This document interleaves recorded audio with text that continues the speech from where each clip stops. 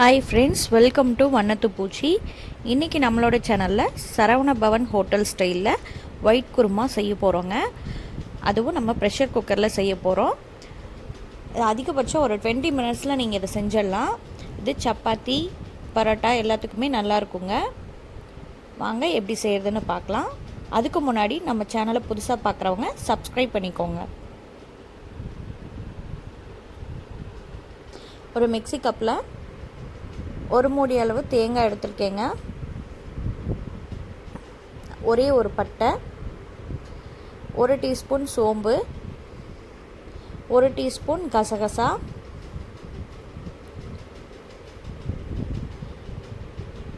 2 table spoon அளவுக்கு பொட்டுக்கடலை சேர்த்துக்கிறேங்க.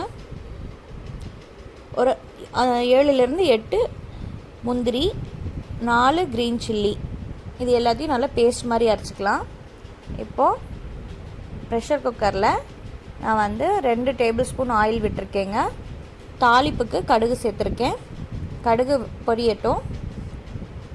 கடுகு பொரிஞ்சதும் 1 டீஸ்பூன் சோம்பு, 1 இன்ச் பட்டை, 2 கிராம்பு, 1 ஏலக்காய் சேர்த்துக்கோங்க. ஒரு பெரிய வெங்காயத்தை சாப் பண்ணி வச்சுருக்கேன், அதையும் நல்லா வதக்கிக்கோங்க. ஒரு கைப்பிடி அளவு கருவேப்பிலை சேர்த்துக்கிறேங்க.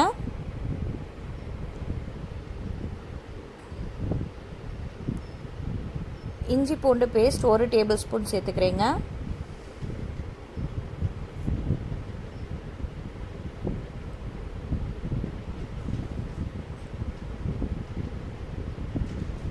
ஒரு சின்ன சைஸ் தக்காளியை ஸ்லைஸ் பண்ணி வச்சுருக்கேன், அதையும் சேர்த்துக்கலாங்க. நல்லா வதக்கிக்கோங்க.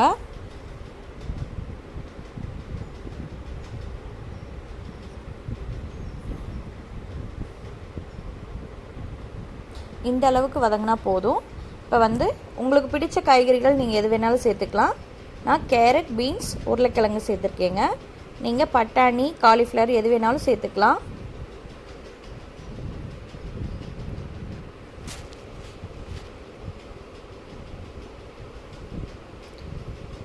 நல்லா வதக்கி விடுங்க. ரொம்ப நேரம் வதங்க வேண்டிய அவசியம் இல்லை. ஒரு 2 மினிட்ஸ் இப்படி ஜஸ்ட் கிளறி விட்டால் போதும். இப்போது நம்ம பேஸ்ட் மாதிரி அரைச்சி வச்சோம் இல்லைங்களா, அந்த தேங்காவை அதில் சேர்த்துக்கலாம். சேர்த்துட்டு தேவையான அளவு தண்ணி சேர்த்துக்கோங்க. நான் 1 கப் அளவு தண்ணி சேர்த்துக்கிறேன். சேர்த்து நல்லா கலந்து விடுங்க.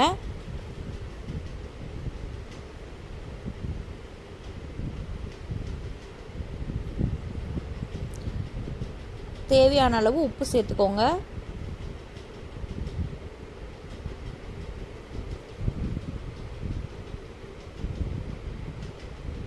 இப்போ இதை மூடி போட்டு மூடிடலாம். ஒரு 3 விசில் விட்டால் போதும், நம்மளோட ஒயிட் குருமா ரெடி ஆயிரும்.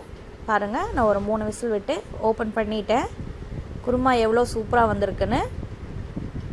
நம்ம சரவண பவனில் கொடுக்குற மாதிரி அதே டேஸ்ட்டோடையே இருக்குங்க. பரோட்டா, சப்பாத்தி எல்லாத்துக்கும் நல்லாயிருக்கும். அதிகபட்சம் 15 to 20 மினிட்ஸில் நீங்கள் இதை செஞ்சிடலாம். தேங்க்ஸ் ஃபார் வாட்சிங்.